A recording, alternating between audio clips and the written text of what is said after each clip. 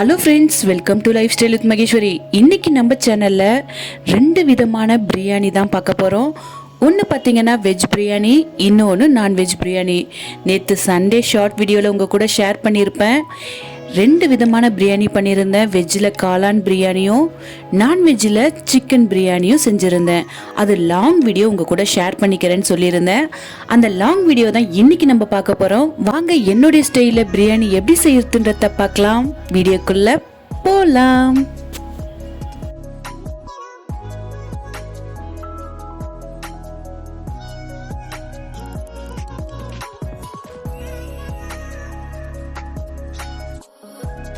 First நம்ம பார்க்க போகிறது வெஜ் பிரியாணி. காளான் வச்சு தான் செய்ய போகிறோம். நான் ஃபஸ்ட்டே காளானில் மசாலா போட்டு ஊற வச்சுருவேன். அதை நான் எப்படி செய்கிறதுன்றத பார்க்கலாம் வாங்க. காளானை வாங்கி நல்லா கழுவிட்டு காளானை 2ஆக கட் பண்ணிக்கோங்க. இப்போ அதில் 1 ஸ்பூன் அளவுக்கு வெறும் மிளகாத்தூள் சேர்த்துக்கோங்க.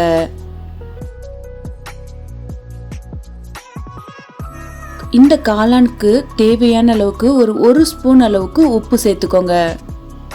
1 பாக்கெட் காளான் எடுத்திருக்கேன். 2 டம்ளர் அளவுக்கு அரிசி எடுத்திருக்கேன். 1 ஸ்பூன் அளவுக்கு இஞ்சி பூண்டு பேஸ்ட் சேர்த்துக்கோங்க. ஒரு 4 ஸ்பூன் அளவுக்கு தயிர் சேர்த்துக்கோங்க.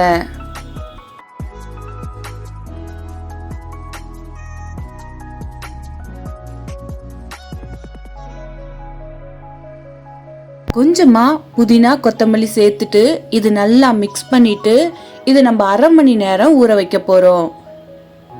இப்போ காளான்ல மசாலாலாம் போட்டு ஊற வச்சு ஒரு 1/2 மணி நேரம் அதை அப்படியே விட்டாச்சு. இப்போ நம்ம காளான் பிரியாணி செய்ய ஆரம்பிக்கலாம். ஃபர்ஸ்ட்டு ஒரு 5 ஸ்பூன் அளவுக்கு எண்ணெய் சேர்த்துக்கோங்க. 5லேருந்து 6 ஸ்பூன் அளவுக்கு எண்ணெய் சேர்த்துக்கோங்க.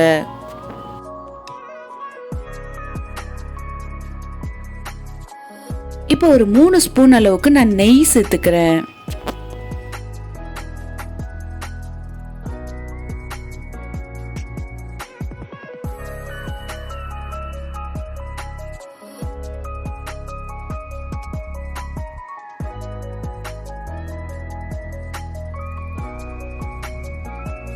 சூடானதுக்கு அப்புறமா பிரியாணி இலை, சோம்பு, பட்டை, ஏலக்காய், அன்னாச்சிப்பூ, கல்பாசி இது எல்லாமே சேர்த்துட்டு இது பொரிஞ்சதுக்கு அப்புறமா நம்ம வெங்காயத்தை சேர்த்துக்கலாம்.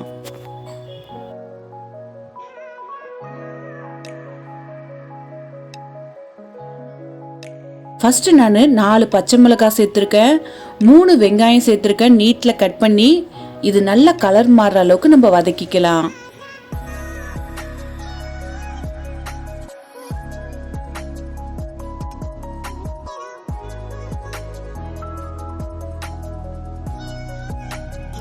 வெங்காயம் சீக்கிரமா வதங்கிறதுக்கு கொஞ்சமா உப்பு சேர்த்தீங்கன்னா, கல் உப்பு, சீக்கிரமாவே வெங்காயம் வதங்கிடும்.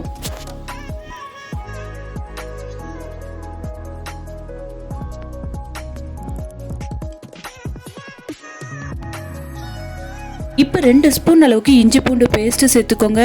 நம்ம காளான்ல மசாலா போட்டு ஊற வைக்கிறப்பவே 1 ஸ்பூன் அளவுக்கு இஞ்சி பூண்டு பேஸ்ட் சேர்த்துருக்கோம். இப்போ 2 ஸ்பூன் இஞ்சி பூண்டு பேஸ்ட் சேர்த்துட்டு இஞ்சி பூண்டோடைய பச்சை ஸ்மெல் போற அளவுக்கு நல்லா வதக்கிக்கோங்க.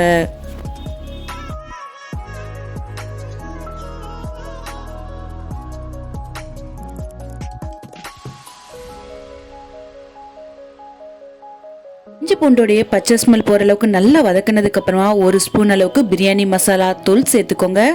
அடுத்ததா ஒரு 1/2 ஸ்பூன் அளவுக்கு வெறும் மிளகாத்தூள் சேர்த்துக்கோங்க. இந்த டைம்ல நம்ம மிளகாத்தூள் சேர்க்கிறப்போ பிரியாணி நல்லா கலர்ஃபுல்லாக இருக்கும். இப்போ நம்ம தக்காளி சேர்த்துக்கலாம். ஒரு நார்மல் சைஸ்க்குள்ள தக்காளி ஒரு 3 அளவுக்கு நீட்டில் கட் பண்ணி சேர்த்துக்கோங்க.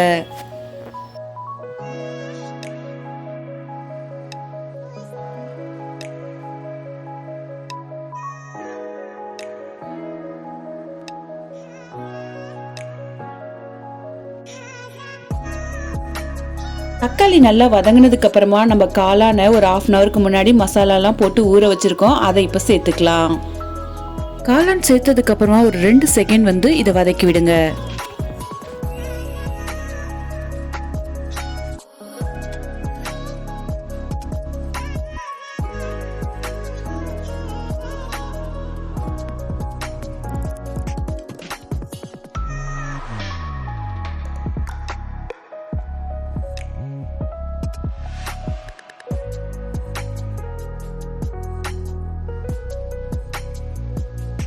இப்போ ஒரு ஸ்பூன் அளவுக்கு எலுமிச்சை பழ ஜூஸை இதில் சேர்த்துக்கலாம்.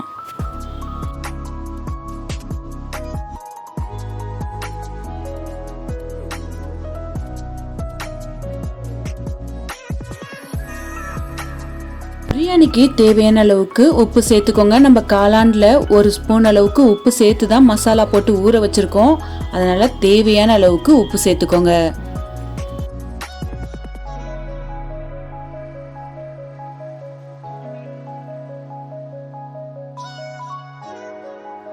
நல்லா வதக்குனதுக்கு அப்புறமா நம்ம தண்ணி சேர்த்துக்கலாம். பாசுமதி ரைஸை நான் ஒரு அரை மணி நேரத்துக்கு முன்னாடி ஊற வச்சிருக்கேன். ஒரு டம்ளர் அரிசிக்கு 2 டம்ளர் அளவுக்கு நான் தண்ணி சேர்த்துக்கிறேன்.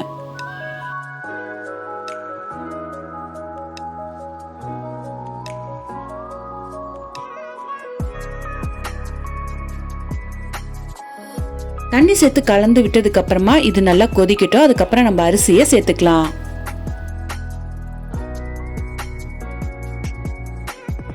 இது நல்லா கொதிச்சிருச்சு. நம்ம அரிசியை இப்ப சேர்த்துக்கலாம். நான் பாசுமதி ரைஸ் சேர்த்திருக்கேன். இந்த பிரியாணியை நீங்க ஜீரக சம்பா ரைஸ்ல செஞ்சு பாருங்க, ரொம்பவே டேஸ்டா இருக்கும். இது ஒரு டிஃப்ரெண்டான டேஸ்ட்ல இருக்கும். நம்ம காளான்ல முன்னாடியே மசாலாலாம் போட்டு ஊற வச்சிருக்கிறதுனால காளான்லயும் நல்ல காரம் இறங்கி பிரியாணி நல்லா டேஸ்ட் கொடுக்கும். கண்டிப்பா இந்த மெத்தட்ல ஒரு முறை ட்ரை பண்ணி பாருங்க.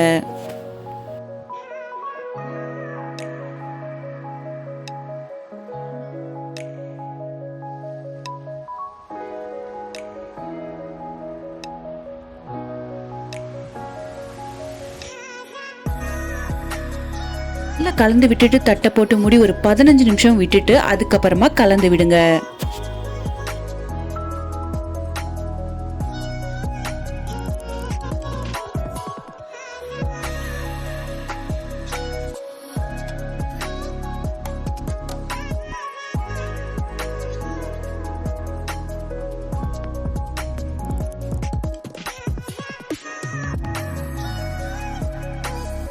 இப்போ 80% அளவுக்கு பாசுமதி ரைஸ் வெந்துட்டு இருக்கும்.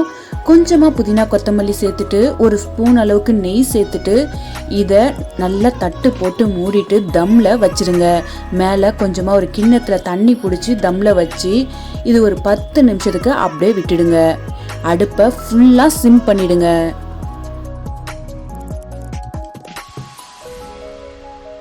அட்டகாசமான டேஸ்ட்ல காளான் பிரியாணி ரெடி ஆயிடுச்சு. நல்லா பூ போல வந்திருக்கும் பாருங்க. ஒரு முறை இந்த மெத்தட்ல காளான் பிரியாணி ட்ரை பண்ணி பாருங்க, அட்டகாசமான டேஸ்ட்ல இருக்கும்.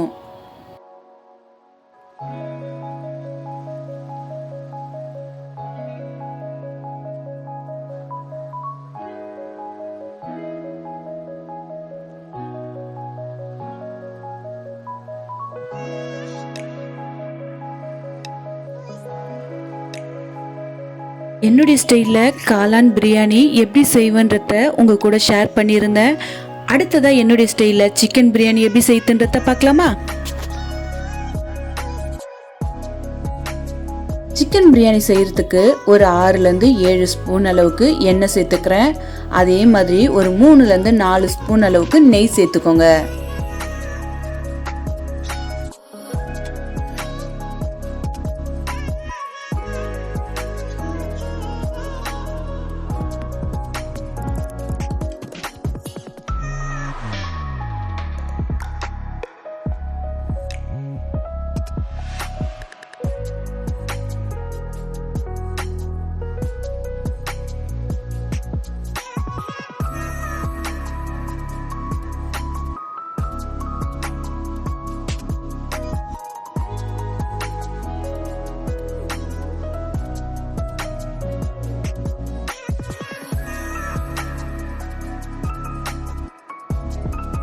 நல்லா சூடானதுக்கு அப்புறமா சோம்பு, ஏலக்காய், பட்டை, லவங்கம், அன்னாச்சி பூ, பிரியாணி இலை, கல்பாசி இது எல்லாமே சேர்த்து இது நல்லா பொரிஞ்சதுக்கு அப்புறமா ஒரு 6 பச்சை மிளகாய் அளவுக்கு நீங்க சேர்த்துக்கோங்க.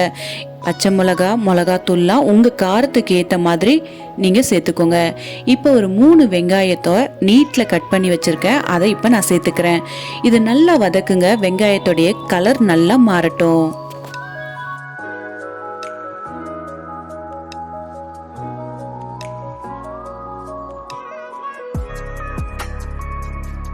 நான் ஃபஸ்ட்டே சொன்ன மாதிரி தான் வெங்காயம் சீக்கிரமாக வதங்கிறதுக்கு கொஞ்சமாக கல் உப்பு சேர்த்து வதக்குனீங்கன்னா வெங்காயம் சீக்கிரமாகவே வதங்கிடும்.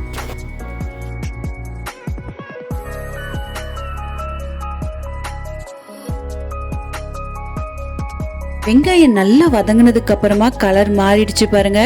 இப்போ இஞ்சி பூண்டு பேஸ்ட் நான் ஒரு 3லேருந்து 3.5 ஸ்பூன் அளவுக்கு சேர்த்துக்கிறேன். இஞ்சி பூண்டுடைய பச்சை ஸ்மெல் போற அளவுக்கு நல்லா இதை வதக்கிடுங்க.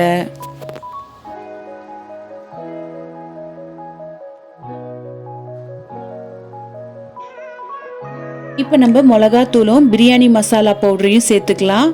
மிளகாத்தூள் 1.5 ஸ்பூன் சேர்த்துக்கிறேன். பிரியாணி மசாலா 1 ஸ்பூன் அளவுக்கு சேர்த்துக்கிறேன். நீங்கள் மிளகாத்தூள் மட்டும் உங்களுக்கு காரத்துக்கு ஏற்ற மாதிரி சேர்த்துக்கோங்க. நம்ம வெங்காயம் வதங்குறப்பவே மிளகாத்தூள் சேர்க்குறப்போ பிரியாணி நல்லா கலர்ஃபுல்லாக இருக்கும்.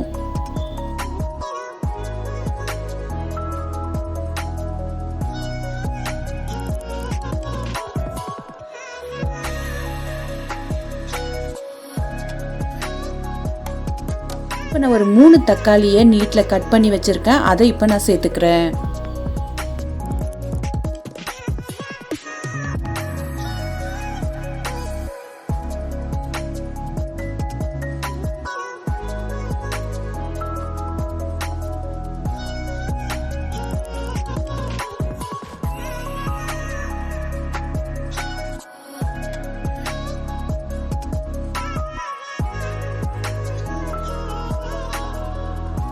ஒரு கைப்பிடி அளவுக்கு புதினா கொத்தமல்லியை இப்போ நம்ம சேர்த்துக்கலாம்.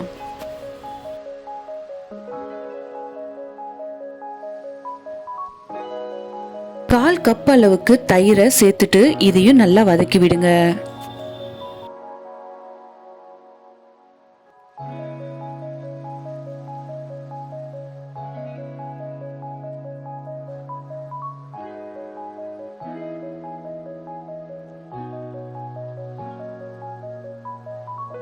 நல்லா வதக்கி எண்ணெய் மேலே நல்லா தரண்டு வந்ததுக்கு அப்புறமா சிக்கனை சேர்த்துருங்க.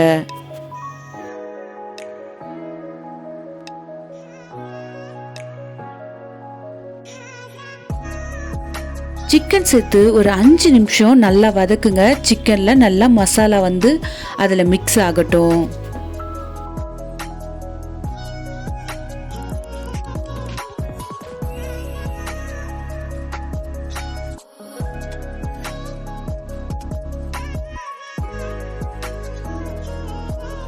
அஞ்சு நிமிஷம் சிக்கனை சேர்த்து நல்லா வதக்கினதுக்கு அப்புறமா ஒரு அரை எலும்பிச்சை பழத்தை இதுல பிழிஞ்சு விட்டுடலாம்.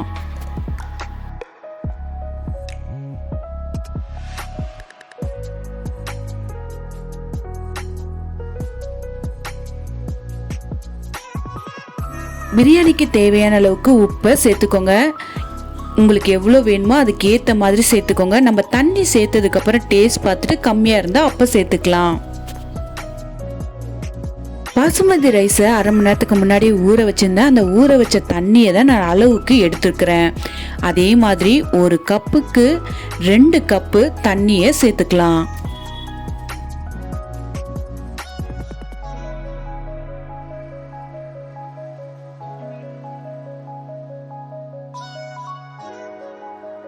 தண்ணி அளவு சேர்த்ததுக்கு அப்புறமா நல்லா கலந்து விட்டுட்டு தட்டை போட்டு மூடிடுங்க. இது நல்லா கொதிச்சதுக்கு அப்புறமா நம்ம அரிசியை இதுல சேர்த்துக்கலாம்.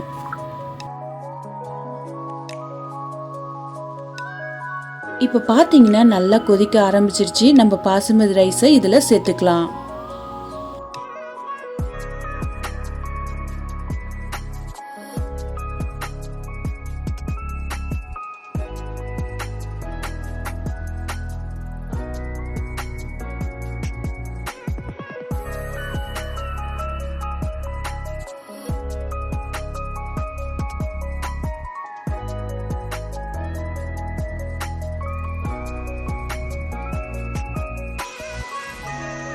அரிசி சேர்த்து நல்லா கலந்து விட்டுட்டு உங்களுக்கு உப்பு காரம்லாம் கரெக்டாக இருக்கான்னு பார்த்துக்கோங்க.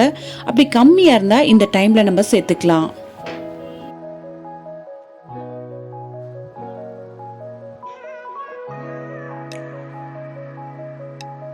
அரிசி சேர்த்து நல்லா கலந்து விட்டுட்டு ஒரு 15 நிமிஷம் ஹையில் வைங்க.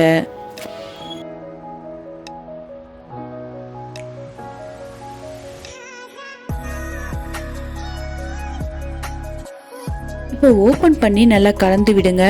எந்த அளவுக்கு அரிசி வெந்திருக்குன்னு பாருங்க. ஒரு 80% வெந்துச்சுன்னா நம்ம அதை மீடியம்ல வச்சிடலாம். நல்லா கலந்து விட்டுடுங்க. இன்னும் கொஞ்சம் வேகணும். வெந்ததுக்கு அப்புறமா நம்ம முக்கால்வாசி அளவுக்கு வெந்ததுக்கு அப்புறமா நம்ம இதை தம்ல போட்டுடலாம்.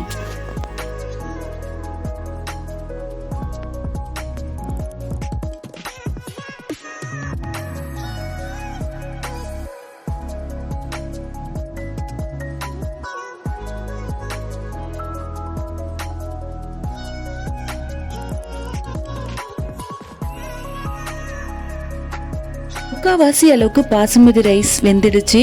இப்போ நம்ம அடுப்பை ஃபுல்லாக சிம் பண்ணிட்டு கொஞ்சமாக புதினா கொத்தமல்லியும் 2 ஸ்பூன் நெய் சேர்த்துட்டு தட்டை போட்டு மூடிட்டு ஒரு 5லேருந்து 10 நிமிஷம் வரைக்கும் இதை அப்படியே சிம்மில் வச்சுருங்க.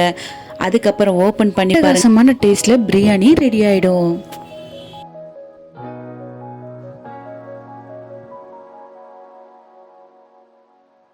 என்னுடைய ஸ்டைலில் நல்ல வாசனையோட கமன்னு சிக்கன் பிரியாணி ரெடி ஆயிடுச்சு. நல்லா உதிரியாக வேணும்னா இந்த மாதிரியே அளவு எப்படி செய்யணுன்றத இந்த வீடியோவில் உங்கள் கூட ஷேர் பண்ணியிருக்கேன். கண்டிப்பாக ட்ரை பண்ணி பாருங்கள். அதே மாதிரி காளான் பிரியாணியும் என்னுடைய ஸ்டைலில் எப்படி செய்வேன்றதை உங்கள் கூட ஷேர் பண்ணியிருந்தேன். இந்த வீடியோ கண்டிப்பாக உங்களுக்கு பிடிச்சிருக்கும்னு நினைக்கிறேன். ஒரு முறை என்னுடைய மெத்தடில் ட்ரை பண்ணி பாருங்கள். ட்ரை பண்ணி பார்த்துட்டு எப்படி இருந்துச்சுன்னு மறக்காமல் கமெண்ட் பண்ணுங்கள். இந்த வீடியோ உங்களுக்கு பிடிச்சிருந்தா உங்கள் ஃப்ரெண்ட் அண்ட் ஃபேமிலிக்கு ஷேர் பண்ணுங்கள், கமெண்ட் பண்ணுங்கள், லைக் பண்ணுங்கள். மறக்காமல் நம்ம சேனலை சப்போர்ட் பண்ணுங்கள். பக்கத்தில் இருக்க பெல் ஐக்கானை கிளிக் பண்ணுங்கள். அப்போ தான் டெய்லி போகிற வீடியோ உங்களுக்கு நோட்டிஃபிகேஷனில் வரும். அடுத்த வீடியோ பார்க்குற வரைக்கும் பாய்.